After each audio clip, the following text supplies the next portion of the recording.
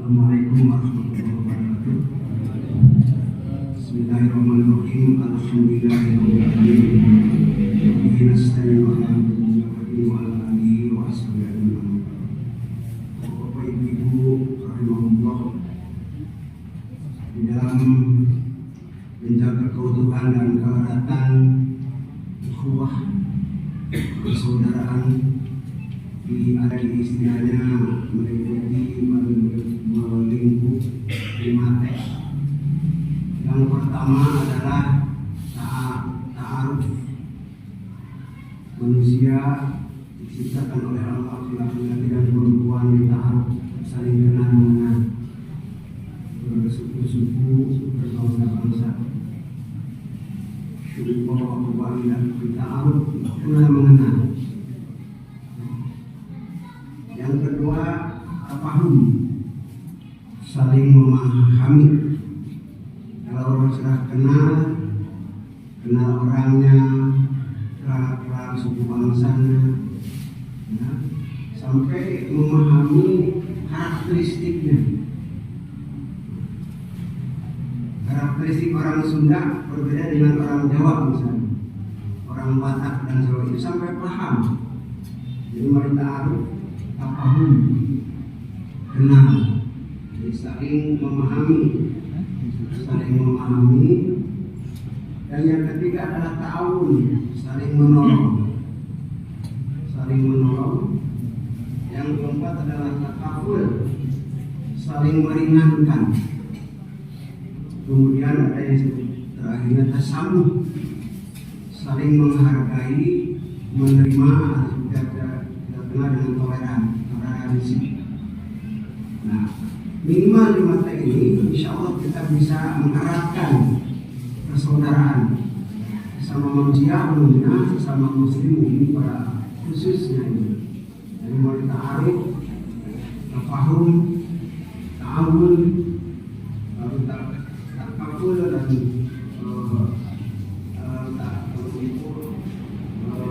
sami, toleransi. Di dalam kesempatan ini saya ingin menyampaikan sedikit masalah ta'awun, tolong-menolong. Jadi tolong-menolong itu artinya sikap saling membantu orang lain untuk meringankan beban, tapi dengan didasari dengan hati nurani dan mencari ridha Allah. Jadi ujungnya yang penting. Jadi saling membantu, atau sikap membantu orang lain untuk meringankan beban orang lain, tapi didasari dengan hati nurani dan mencari marhabatillah itu Allah Subhanahu wa taala. Oleh sebab itu tidak semuanya bisa termasuk membantu kalau ujungnya tidak mencari ridha Allah. Oleh sebab itu maka dasarnya di dalam Al-Quran itu surat Al-Maidah ayat 2 kaitan ta'awun itu, wa ta'awanu 'alal birri wat taqwa wa la ta'awanu 'alal itsmi wal 'udwan. Tolong-menolonglah kamu, alal birri, dalam al-birru, kebaikan, dan jangan tolong-menolong wa la ta'awanu bil itsmi, dengan dosa, dengan kesalahan, dengan kecurangan, dengan kezaliman, wal 'udwan, dan pemusuhan. Itu mengatakan yang al-bir itu adalah segala yang meliputi, yang mencakup kebaikan, yang berfaedah, yang bermanfaat, kemudian untuk mencari, untuk menegakkan takwa. Jadi segala rupa yang meliputi, mencakup kebaikan, yang bermanfaat, yang berfaedah, untuk menegakkan takwa. Jadi kalau bukan untuk menegakkan takwa, itu tidak termasuk al-birru. Kan banyak orang yang nolong tapi dasarnya bukan takwa, dasarnya karena ingin sesuatu pembalasan, membantu tapi ingin suara misalnya kan. Itu tidak masuk al-birru. Tapi dasarnya dengan takwa, perintah Allah. Tapi dasarnya juga tadi untuk mencari ridho Allah. Jadi di sini disebut al-birru. Makanya kata pembahasan albir itu adalah segala yang mencakup kebaikan, yang berguna, yang bermanfaat, yang berfaedah atas menegakkan takwa. Ketakwaan artinya sesuai dengan aturan-aturan agama, aturan Allah. Mafhum maupun mukhalafahna, segala sesuatu yang tujuannya bukan untuk menegakkan ketakwaan itu termasuk al-birru. Contoh tadi, banyak kan sekarang sumbangan, bantuan, pertolongan, ta'awun. Tapi tujuannya bukan takwa, untuk menegakkan ketakwaan, itu tidak termasuk al-birru. Ini dasarnya di dalam Rasulullah SAW. Ya. Siapa orang yang menghilangkan kesulitan, ini menolong. Siapa orang yang menolong, menghilangkan kesulitan seorang mukmin di dunia, ya, maka Allah akan memberikan akan menghilangkan kesulitan ketika nanti di akhirat. Jadi mana pasangan mukmin berbuatan di dunia, mana pasangan berbuatan di akhirat. Siapa orang yang menghilangkan kesulitan, kesusahan, atau dengan kata seorang yang menolong orang lain di dunia, maaf dengan tadi ini dengan al-birru tadi, ya, dasarnya ketakwaan, dasarnya karena mencari Allah, maka Allah akan menghilangkan kesulitan leher. Wa man satara al muslimin satara Allah di dunia wal akhirah. Siapa orang yang menutupi keburukan, menutupi kekurangan, ya, lalu menutup terus aib, kekurangan, itu dibantulah oleh kita.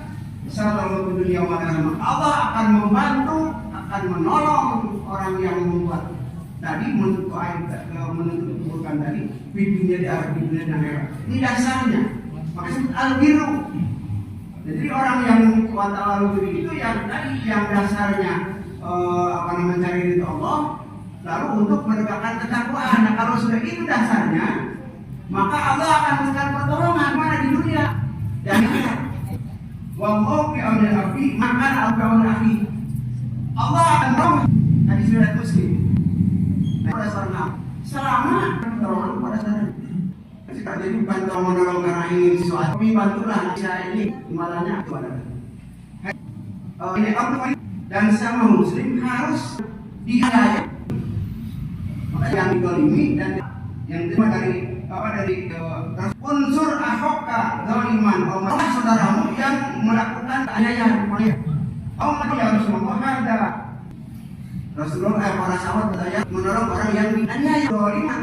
Bagaimana menolong orang yang zalim? Ya, kalau ambil tangannya, ambil tanganmu, ambil tangannya. Berkuasa.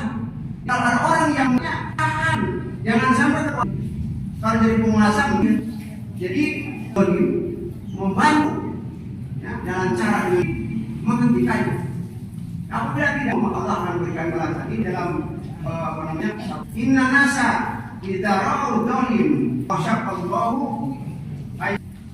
Jika manusia ayaan atau melihat orang-orang yang zalim, tidak mengambil tangannya, tidak mencegahnya, maka dia memberikan hukuman bagi dibiarkan oleh siapa saja.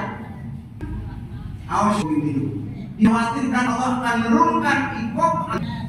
Itulah cara dikaitkan di dalam ta'awun. Maka para ta'awun kalau kalian bilang ke doliman. Kenapa saat kaitannya ini ada efeknya? Efeknya yaitu ketika ada kedoliman dibiarkan, nah maka dikhawatirkan Allah akan menurunkan azab iqab pada seluruhnya. Kalau tidak ada, ya ini kajian dengan masalah kaitannya dengan golongan ini tidak semuanya termasuk biru, belum tentu termasuk biru. Makanya di yang dimaksud adalah watawan biri, semua kebaikan, seluruh kebaikan yang ada gunanya didasari dengan mencari ridho Allah dan mengarah mendorong kepada tegaknya ketakwaan. Itu disebut al-birru. Banyak sekarang, wah, banyak bantuan, banyak pertolongan. Tapi kalau tidak ada, itu tidak termasuk al-birru. Dan dikhawatirkan itu termasuk kedoliman ini. Mudah-mudahan ada manfaatnya.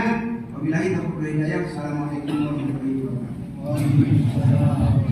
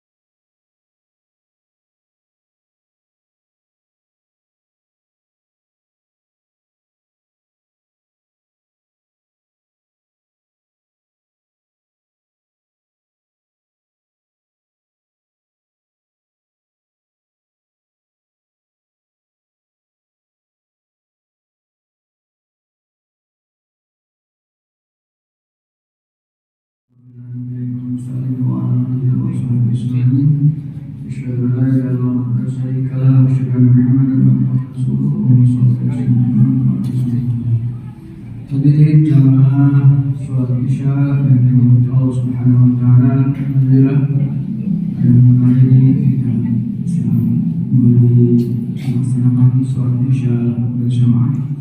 Insyaallah akan dilaksanakan sholat berjamaah. Alhamdulillah kita sudah menjalankan ibadah saum 9 hari. Mudah-mudahan saum kita terima Allah Subhanahu wa taala, dan mudah-mudahan sisa beberapa hari lagi kita bisa memaafkan yang mungkin ketika membaca Al-Quran dan sebagainya. Insyaallah yang memberikan tausiah dan mengamalkan selama ini adalah Allah Subhanahu wa taala. Jangan tolong menolong. Dan selanjutnya kami aturkan terima kasih kepada hadirin yang telah berpartisipasi dalam kegiatan dialog Ramadan dan buka bersama. Terima kasih banyak berinfak. Mudah-mudahan Allah Subhanahu wa taala membalas daripada kami. Dan selanjutnya kegiatan